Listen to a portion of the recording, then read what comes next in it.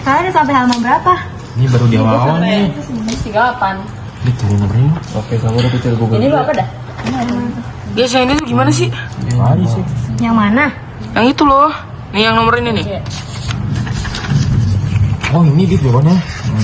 Oke. B sih itu jawabannya. Nyontek dong. Bener-bener. Salah sih itu. Itu dapat dari mana? Kalau gua dari Google B harusnya. Dari bacamu. Kok jawaban gue beda? Banyak juga. Dia yang mana kocak? Oh, belum dikerjain ternyata, maaf ya. Oh iya. Gue juga belum lagi. Wah, gila masih banyak. Kalian udah ada yang paham belum sih tentang OJK? Belum. Apa sih emang? Gue tahu nih, jadi OJK itu adalah lembaga yang independen dan bebas dari campur tangan pihak lain. OJK mempunyai fungsi, tugas, dan wewenang pengaturan, pengawasan, pemeriksaan, dan penyidikan sebagaimana dimaksud dalam undang-undang tersebut. Jadi tujuan OJK itu agar keseluruhan kegiatan di dalam sektor jasa keuangan. Yang pertama, terselenggara secara teratur, adil, transparan, dan akuntabel. Yang kedua, mampu mewujudkan sistem keuangan yang tumbuh secara berkelanjutan dan stabil. Yang ketiga, mampu melindungi kepentingan konsumen dan masyarakat. Nah, fungsi OJK itu yang pertama, menyelenggarakan sistem pengaturan dan pengawasan yang terintegrasi terhadap keseluruhan kegiatan di sektor jasa keuangan. Yang kedua, memelihara stabilitas sistem keuangan secara aktif sesuai dengan kewenangan. Dan yang ketiga, memberikan perlindungan terhadap konsumen dan masyarakat. Oh begitu toh ternyata OJK itu. Ini. Kalau misalnya tugas OJK tuh gimana deh? Nah, jadi tugas OJK itu yang pertama pengaturan dan pengawasan. Yang kedua, perlindungan konsumen. Dan yang ketiga, pemeliharaan stabilitas sistem keuangan.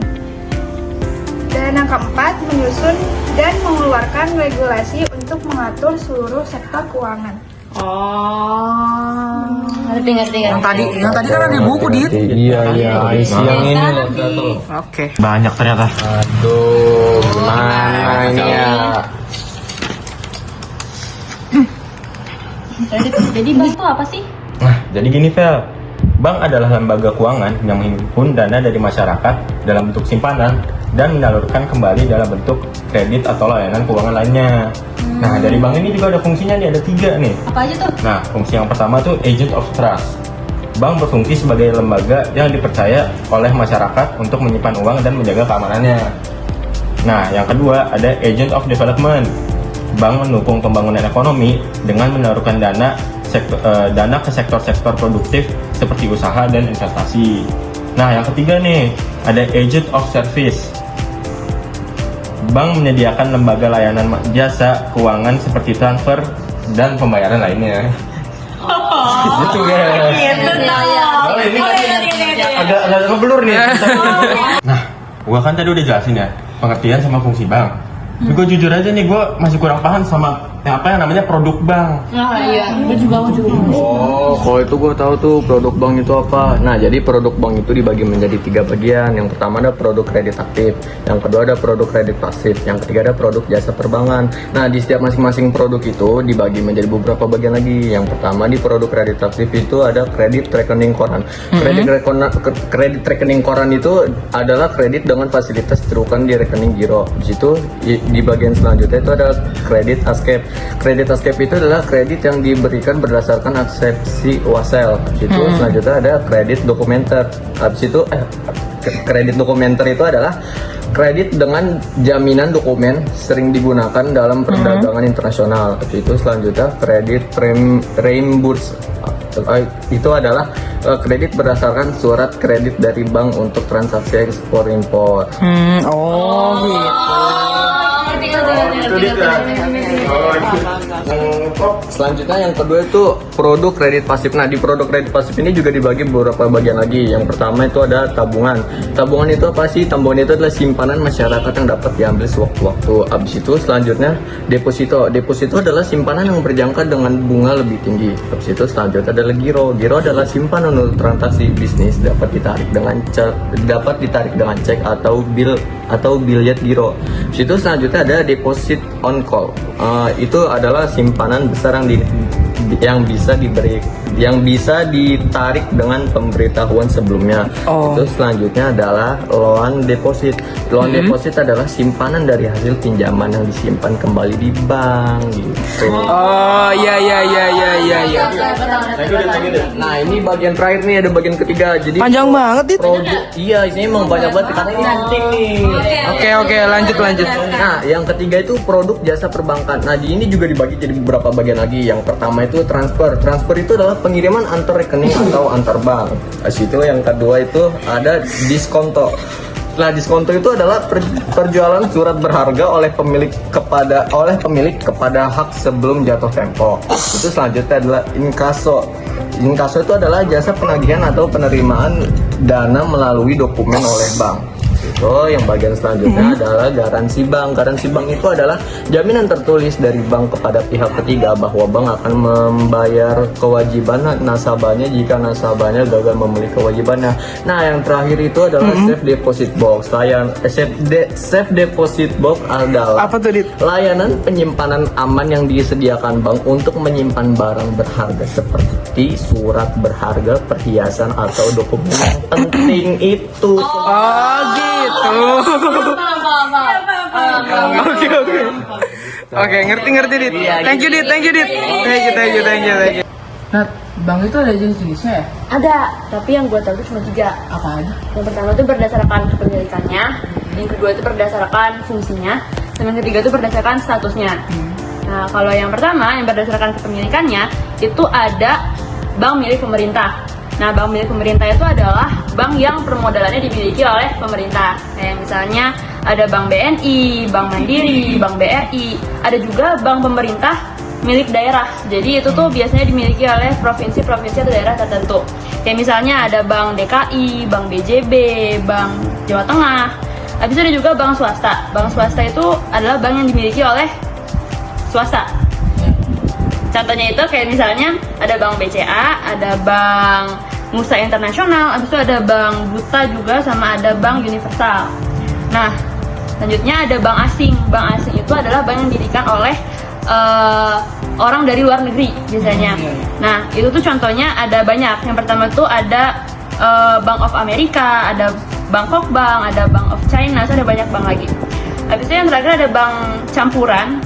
Itu bank campuran itu adalah bank yang kepemilikannya itu bercampur antara pihak asing sama pihak swasta.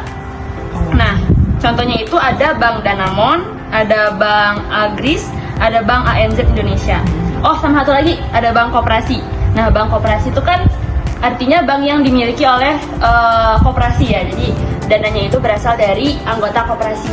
Nah, terus berdasarkan kepemilikannya kan udah. Sekarang berdasarkan fungsinya ada 3.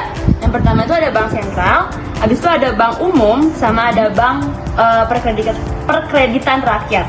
Bank sentral itu adalah bank yang lembaga keuangan yang memiliki tugas utama dalam mengatur kebijakan moneter, mengawasi perbankan, dan menjaga stabilitas sistem keuangan di Indonesia. Itu adalah Bank Indonesia. Jadi, ya. Habis itu bank umum. Bank umum itu adalah bank yang biasanya kita buat nabung, buat narik uang. Jadi itu adalah bank yang menawarkan berbagai macam layanan perbankan kepada masyarakat Indonesia. Banyak ya contohnya kayak misalnya Bank BCA, Bank Mandiri gitu. Habis itu ada Bank Perkreditan Rakyat atau BPR. Itu adalah perbankan yang layanannya lebih spesifik, yaitu biasanya untuk pembiayaan usaha kecil atau menengah. Nah, selanjutnya itu ada jenis bank berdasarkan statusnya. Ada yang devisa sama ada yang non devisa.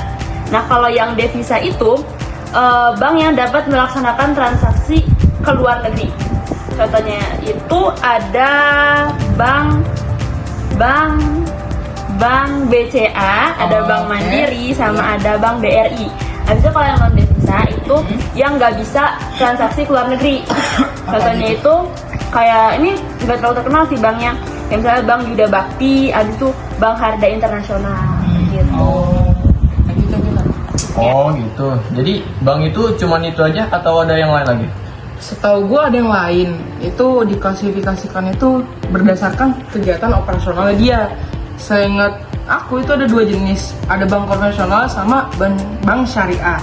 Nah, kalau bank konvensional itu menjalankan kegiatan usaha secara umum, termasuk menghimpun dana dan menyalurkan kembali kepada masyarakat melalui pinjaman atau kredit. Nah, kalau bank syariah itu beda, dia itu menjalankan kegiatan usaha berdasarkan prinsip-prinsip syariah atau prinsip-prinsip Islam, di mana kegiatan operasionalnya itu tidak menggunakan sistem bunga seperti bank konvensional. Karena kalau dalam Islam kan bunga bank itu haram. Iya, benar betul. Oh gitu. Oh, ngerti. Paham. Thank you, Thank you. Nah, kalau non-bank itu apa?